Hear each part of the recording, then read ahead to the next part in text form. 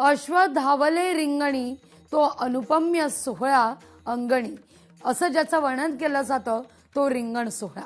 बेलवाडीत तुकोबांच्या अश्वाचं पहिलं गोर रिंगण थाटात पार पडलंय। रिंगणात सर्व शासकीय अधिकारी कर्मचारी देखील धावले होते। वारकऱ्यांनी आनंदही साजरा केलाय।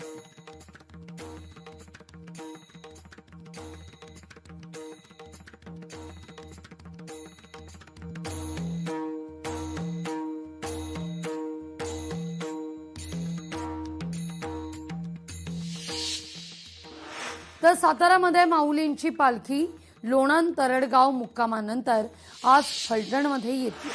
फलटणमध्ये राजे निंबाळकर घराण्यात पालखीचं जोरदार स्वागत होईल। त्यानंतर पालखी फलटणमध्येच मुक्कामी असेल।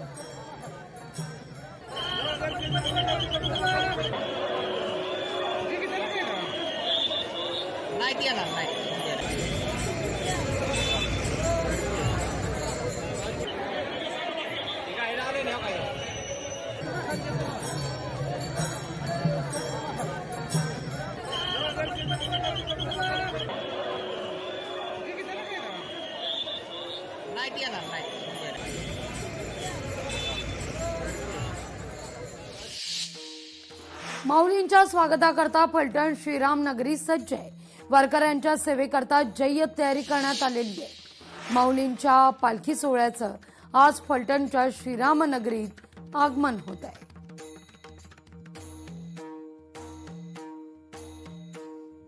या सगळ्याविषयी अधिक माहिती घेण्याकरता थेट जाऊया आपले प्रतिनिधी इम्तियाज मुजावर यांच्याकडे। रामकृष्ण हरी माऊली आपण पाहतोय गेले अनेक दिवस हा अनुपम्य सोहळा महाराष्ट्र सतत अनुभवतोय।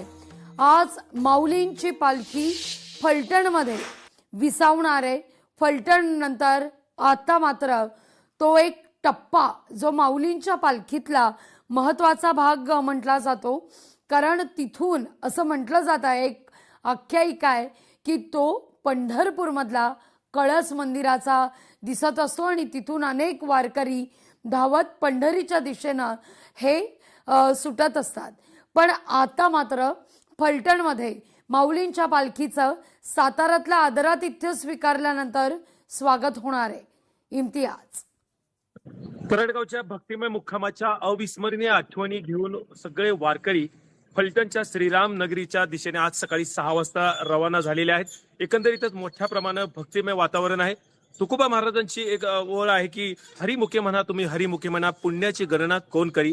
आणि याच वारीमध्ये पुण्य कमवण्यासाठी, पुण्य गोळा करण्यासाठी प्रत्येक वारकरी पंढरीच्या दिशेने प्रत्येक पाऊल टाकत आहे। एक एक पाऊलाच्या दिशेने पंढरीचा कळस आपल्याला कधी दिसतोय, पंढरी आपल्याला कधी दिसते, पंढरपूरचं धरती आपल्याला कधी दिसते, त्या पंढरपूरच्या धर्तीवर आपल्याला पाऊल ठेवायला कधी मिळते, या आतुरतेनं संपूर्ण महाराष्ट्रातला, संपूर्ण देशभरातला हा वारकरी आज पंढरीच्या दिशेने निघालेला आहे। सातारा जिल्ह्यामध्ये 15 जुलैला जोरात जल्लोषात स्वागत माऊलीच्या पालखीचं करण्यात आलेलं आहे। त्यानंतर तरडगावमध्ये मुक्काम झाला। पहिलं रिंगण, उभं रिंगण त्या ठिकाणी पार पडलं, उत्साहात पार पडलं।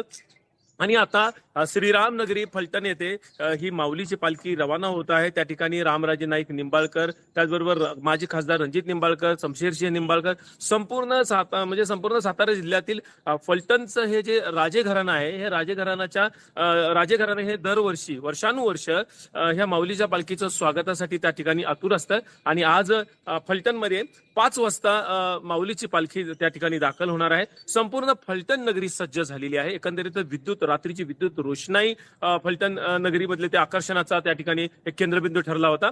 आणि आज दिवसभर जागोजागी प्रत्येक दारामध्ये रांगोळ्या घातलेल्या दिसत आहेत। प्रत्येक वारकऱ्यांचं स्वागत करताना फलटणकर त्या ठिकाणी दिसत आहेत। आणि संपूर्ण सातारा जिल्हा हा लोणंद पासून अगदी तरडगाव पासून, फलटण पासून ते बरडपर्यंत संपूर्ण सातारा जिल्ह्यातले हे नागरिक आहेत, ते माऊलीच्या पालखी जिथं पालखी मार्ग आहे, जिथून साताऱ्यातल्या माऊलीची पालखी त्या ज्या रस्त्यावरून जात असते तो भरगच्च रस्ता झालेला आहे।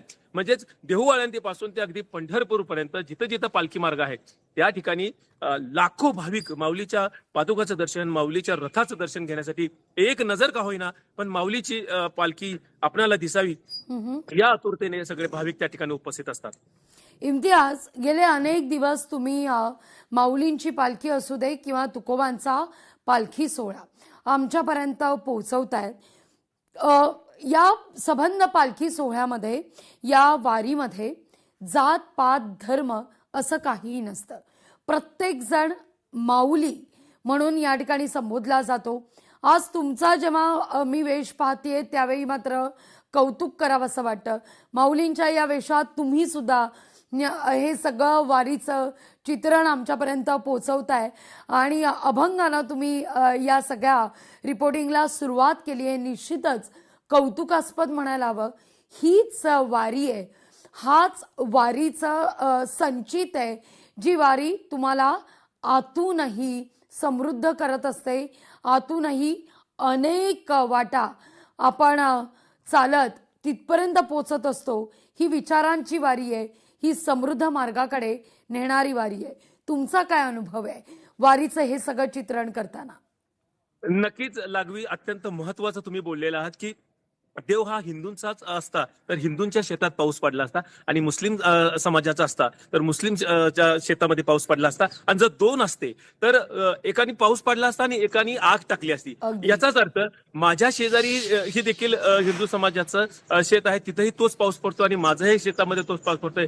दोन्हीही ठिकाणी एकच पाऊस पडतोय. माऊली, पंढरी, अल्लाह किंवा राम, रहीम किंवा येशू हे सगळे या घटनातून एकच आहेत असा या निमित्तानं या वारीतून संदेश जातो. या वारीमध्ये हिंदू, मुस्लिम, शीख, ईसाई सगळ्याच पद्धतीची पारा पगड जातीची लोक या माऊलीच्या पालखीमध्ये मला तर व्यक्तिगत पाहावयास मिळालेले आहेत लागवी. आणि या वारीमध्ये प्रत्येक माणूस अगदी गरिबापासून ते श्रीमंतापर्यंत जो या ठिकाणी वारीमध्ये पाऊल टाकतोय, वारीमध्ये प्रवास करतो, तो अगदी सतरंजी हातरून झोपतोय, कुठेही जेवतोय, कसंही मिळेल ते खातोय आणि पंढरीच्या दिशेने विठ्ठलाचं, पांडुरंगाचं चेहरा आपल्याला पाहावयास मिळेल या आतुरतेने त्या ठिकाणी जातोय लागवी. अगदी अगदी इम्तियाज, आणि त्याचमुळे खरं तर जे पसायदानातलं म्हटलं जातं की जो जे वांछील तो ते लाभो, आणि परमेश्वर हा एकच आहे आणि त्याची ही अनुभूती वारीत पाहायला मिळत असते. वारकऱ्यांच्या सेवेकरता असंख्य जण प्रत्येक टप्प्यावर आपल्याला पाहायला मिळतात आणि जिथं मात्र जात, धर्म, पंथ असं काहीही नसतं. केवळ आणि केवळ माऊली असतो आणि माऊलीच्या साथीनं, त्या भेटीच्या ओढीनं पावलं झपाझप पंढरी गाठत असतात. तुर्तास धन्यवाद इम्तियाज, तुम्ही दिलेल्या सविस्तर माहिती करता. लोकशाही मराठी ऐका, पहा, जागरूक रहा.